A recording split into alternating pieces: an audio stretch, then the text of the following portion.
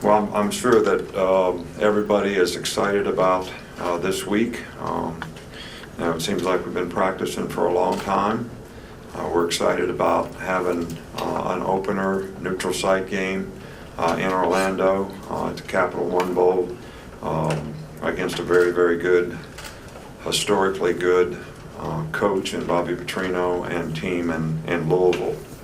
I think the big question for the players is, how do you respond to getting ready for a game? It's one thing to go out and practice every day, and the consequences of, what happens are not all that great. You make a mistake, you try to correct it.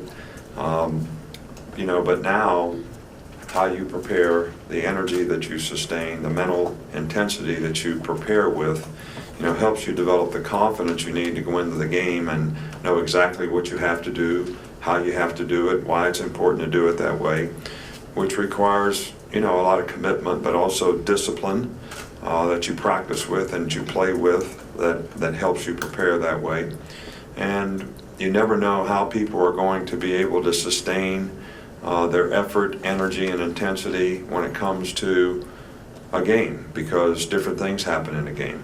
Good plays happen, bad plays happen. How are you going to respond and be able to sustain your level of energy and focus regardless of what happens in a game?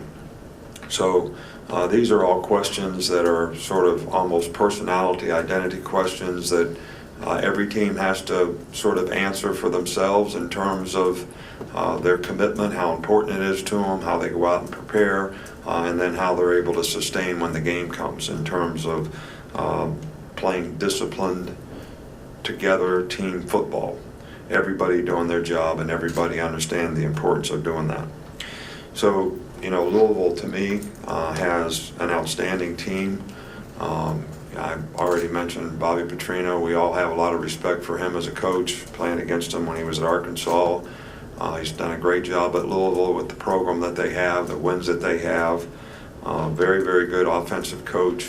They averaged over 38 points a game last year in the ACC, which is a pretty good conference, and they got a lot of returning players back from a year ago. I think 7 or 8 starters on offense, depending on how you couch the running back situation that they have.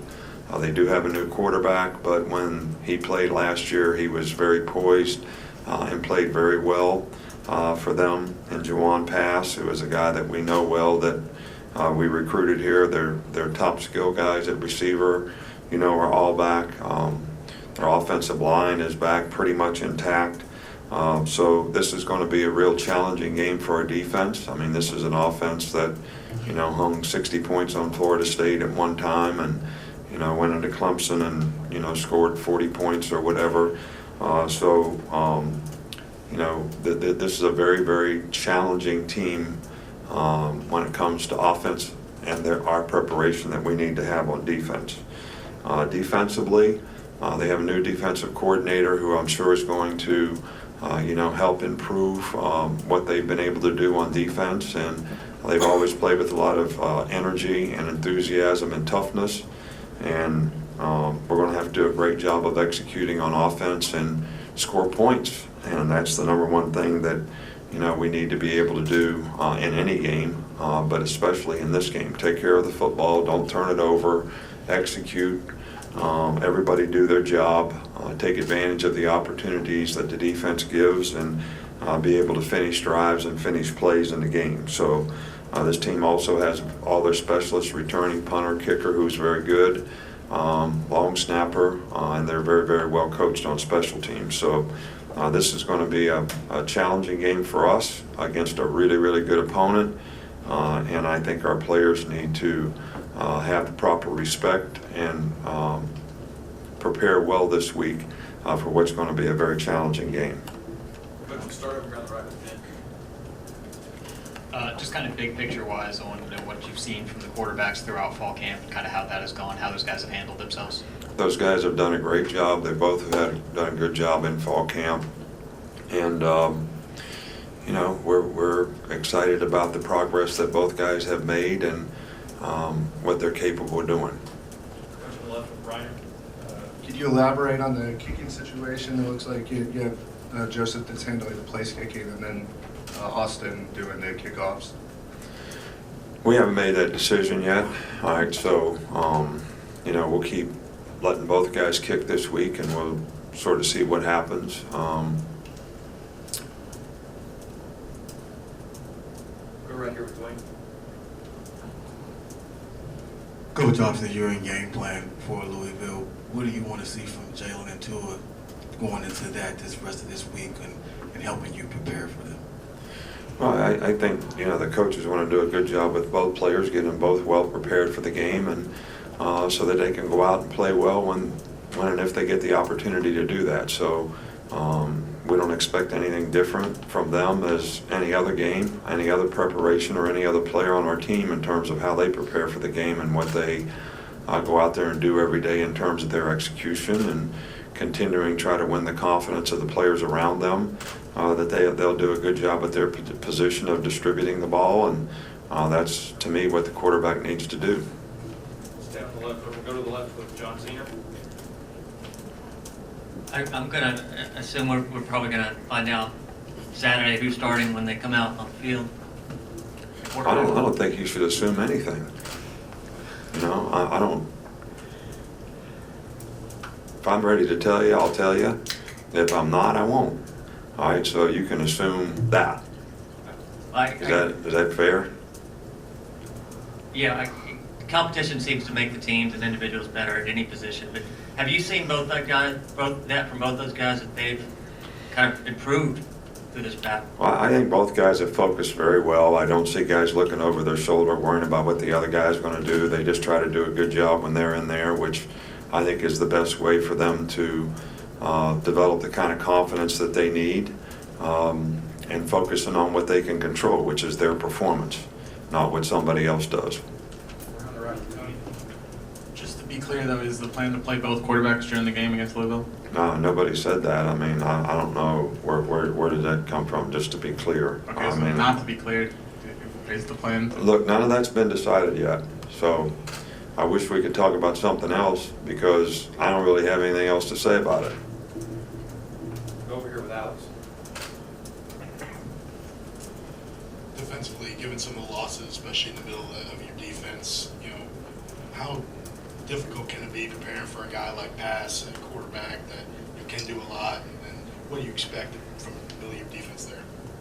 Well, Alex, I will say this is, the first good question that we've had, and should be what everybody's concerned about. You got an offense here that scores 38 points a game. We got almost all new guys playing on defense, and that is definitely a challenge, for us. That not only the quarterback, the skill players they have, the balance that they have on offense, and the way they were able to run the ball a year ago, as well as throw it effectively, score points against just about everybody they played against. So, yeah, there is I wouldn't say it's a concern, but I'd say, how are we going to establish an identity on defense with the players that we have? They're going to play together. They're going to be able to sustain performance. If something bad happens, are they going to respond the right way? I mean, these are all things, to me, that take a lot of discipline and mental toughness to be able to play for any player. But when you have a lot of new players, that becomes, something that they have to prove that they can do. And that's going to be something that we'll be watching very closely in this game. And I don't think we're ever going to know it until we play a game. Go to the back with Cecil. Coach, Alex Leatherwood is on the administrative grouping as both a guard and a tackle. What does his flexibility do for your offensive line, and are there other players who will also shift? Well, I think that because we felt really good about the tackle position, and then Matt hurt his foot again. So I think flexibility in the offensive line allows you to put the best 5 players out on the field. So that means somebody has to play guard, somebody has to play tackle, somebody that plays guard might have to play center, vice versa. And so we feel good about that part of it. He spent a lot of time at right tackle. He spent time at left tackle. And he's made a nice transition to being able to play guard. You know, Deontay probably is the next guy that we would want to get in the game to play inside if something happened to someone. And we also like the progress that Chris Owens has made as a center and as a tackle. So he has diversity in what he can play, and hopefully, you know, when we get some of these guys back, we won't have to have as many guys have to play multiple positions, but I think it's critical right now. Go front here with Kurt. Coach, you mentioned Coach Petrino, and you coached against him, of course, before at Arkansas. When you're preparing for a first game, is that one of the things you would look back on as those days, or is that too far back? Well, I don't have to look back on, everybody was a little like astonished, I guess would be the right word, that I could call up every play we busted on when we were playing against them and they made big plays without looking at the tape, formation, motion, play, whole thing. So I don't think there's any question about the fact that you always want to keep a history of when you played, you know, a certain style, a certain coach, that, you know, you look at what he did and how he tried to attack you, and it's no different in this case. Up front here with Mark. Just what do you see from Patrick Surtain, and how ready is he to contribute to the team? Patrick's done a nice job. He's really made a lot of progress.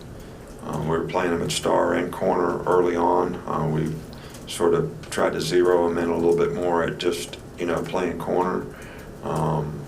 And he's done a nice job, and I have confidence that if he has to go in the game and play, that he'll be able to do a good job for us.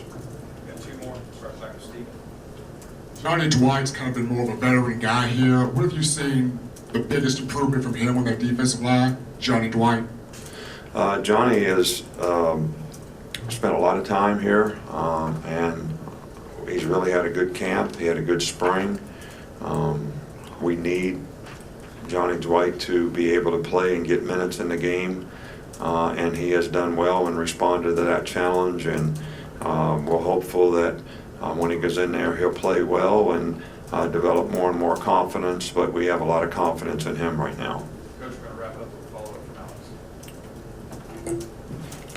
Speaking generally here, but what benefit do you see from allowing players to possibly compete for a job in games, during games? Just, you know, you mentioned the kickers earlier or other positions. What benefit do you have in your experience allowing them to compete like that in live games? Well, I don't know that any player, whether you have a starter, I think every player is competing in a game. You know, last year, Trayvon Diggs started against Florida State, and we put Levi in the second quarter, so we had a starter, right? And based on competition that the guy we put in, we thought could play well. So I don't really understand, just because you guys look at this